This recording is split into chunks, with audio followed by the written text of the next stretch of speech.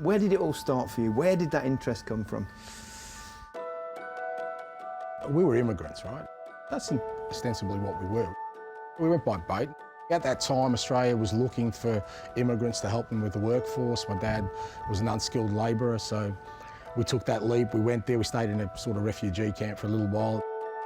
Within that context, I had a father who, like every little boy, I wanted to get close to, but he was just working all the time, mate. And the only thing that he kind of kept inside of him from the old country was this love of football.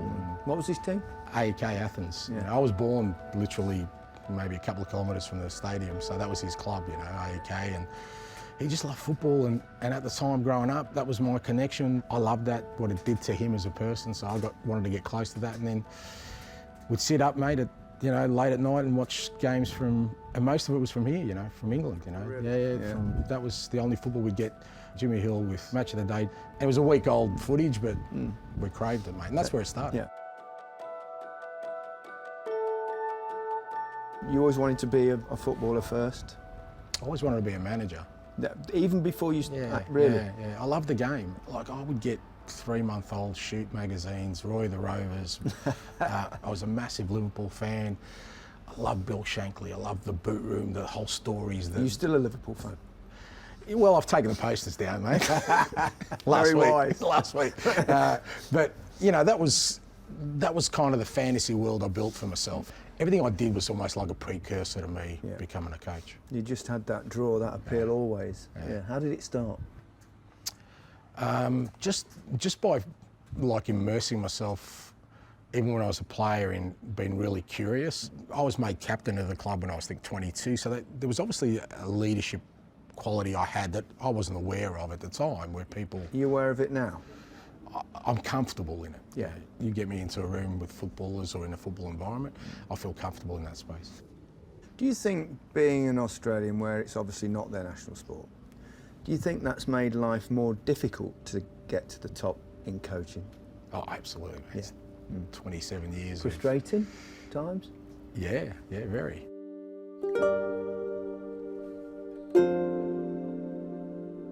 Probably about 5-6 years ago, I think I was national team boss Australia, and you know, I had people over here say, "Oh, I've got to introduce you to so and so and so and so." And it was like going to those Hollywood auditions and getting rejected. They just didn't know who I was, and it was so depressing, mate. You go, mate, we've been working 25 years in this game, and I never thought I'd get here, to be honest. Not because of my ability, I just thought no one's going to look that way. It's just not going to happen. I mean, people kept telling me, you're better off getting sacked 3 times in Europe than keep being successful over the other side of the world. You were successful in lots of roles in club football and international football as well, because you won the Asian Cup, of course. Yeah. I mean, the big clubs in your life, if that's the fair way to describe it, have come relatively late compared with probably most top managers. Massively so. I mean, I've ended up really late in my career managing one of the most famous football clubs in the world in Celtic, and one of the biggest football clubs in the world in Tottenham. How did Celtic come about? I think it was, like I said last mistake, I've got to thank Eddie Howe, because I think that was pretty much done. And you know, I think at the end, Eddie, you know, for a number of reasons, just didn't feel comfortable taking the role. And did you feel like, this is it, this is what I've been waiting for, arriving big European club? Yeah, I did.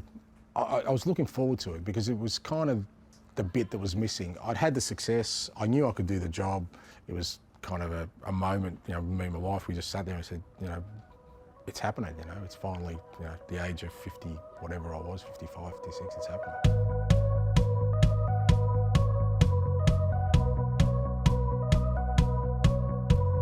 Coming from an era where Tottenham have had Mourinho and Conte, who are renowned for being tactically pretty defensive. Yeah. How big a deal is it to actually completely change the mindset of a football club? It is, obviously, because you're changing everything. You're changing the way you train, the information the players are getting. But at the same time, the club was kind of ready for that as well. You know, even the discussions I had with them was about, well, look, if I come in, this is what we're going to do. I'm not going to compromise, and it's going to be scary. It's not going to always be smooth, you know. In terms of the squad, you came in a situation, obviously, when their team superstar was pretty evident that he was going to go. You had to plan realistically for life without Harry Kane.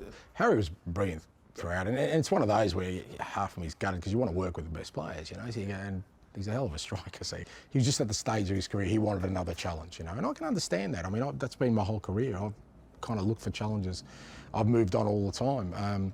So I was planning sort of without him, and what we need to do is just move on, because I keep saying to footballers all the time, football clubs move on. Doesn't matter who you are, mate. You know, footballers who retire, I always tell them it's brutal. I said, if I could take you invisibly into a dressing room the day after you retired and see how quickly life moves on. It's so true. It is, it's brutal, mate. It's just the nature of football. It doesn't matter who you are, it moves on, and we needed to move on. How happy are you with the way the team has adapted to your style? Yeah, pleased. It's easy for me to talk about these things. They've got to execute, they've got to go out there and be brave in the way they play, knowing that there's no certainty of success. It leaves you vulnerable, you know. Yeah.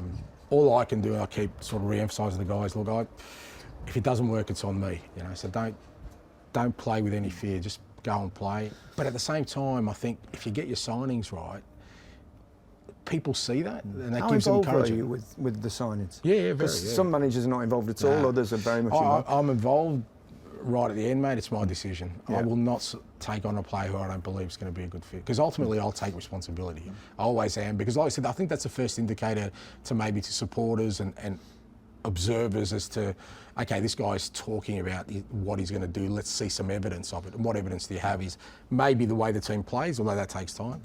Another bit of evidence is the players that you bring in, because if they excite the fans, that compensates for maybe, okay, the results aren't always there, so that's always a key part of it. Well, it's been a good start. You've been awarded Manager of the Month as well. So congratulations on that, Ange. Much deserved. And also the Player of the Month is a certain James Maddison, who you basically stole from my club, Leicester. Club, But if it's going to go anywhere, I'm very happy it was with you at Tottenham. How impressed with him have you been?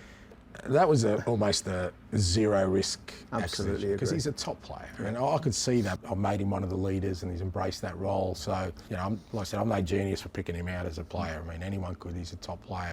He's got that quality where you just, as the ball's arriving to him, you're going, okay, something's going to happen, you know. What do you like in terms of your man-to-man management, which is obviously incredibly important? Are you more stick or more carrot? I'm pretty notorious for keeping a distance. You know, there's plenty of stories of me going around where players said, you know, I've literally spoken to him 5 minutes in 2 years. But why is that? That's my space where I can continually make the best decisions, I believe, for what we need without. I just think it's human nature for a person like me, if I get too close to somebody, that's going to affect my decision making. And sometimes I'm going to make really difficult decisions. Yeah. And I don't want them tainted by anything other than, or driven by anything other than what's best for the football club.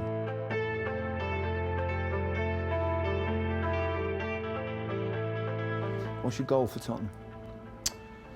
To get the fans buzzing for the club, mate. That's it. And if I do that, that means probably that we've had success. What that success looks like, I don't know. They'd love a trophy, you know, it's been a while. Yeah, but there can't be a desperation for just the trophy. Yeah. This club's got to be more than that. I know why there's such a desperation, because it's been such a long drought, but it's not what I want to build. I want to build a club that every year is fighting for trophies. Yeah. It's a crazy job, really, isn't it? It is, but I love it. Yeah. You know, 27 years, Gary, and I had a sort of 13-month period where I was out of work. I was doing your punditry work, which was okay.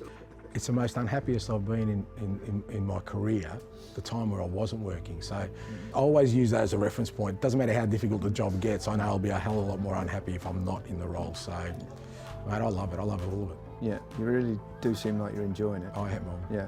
Why not, mate? Yeah. What's there not to enjoy? Yeah? Absolutely. It's been a pleasure, and I wish you continued success this season. Thank you, mate. Thank you.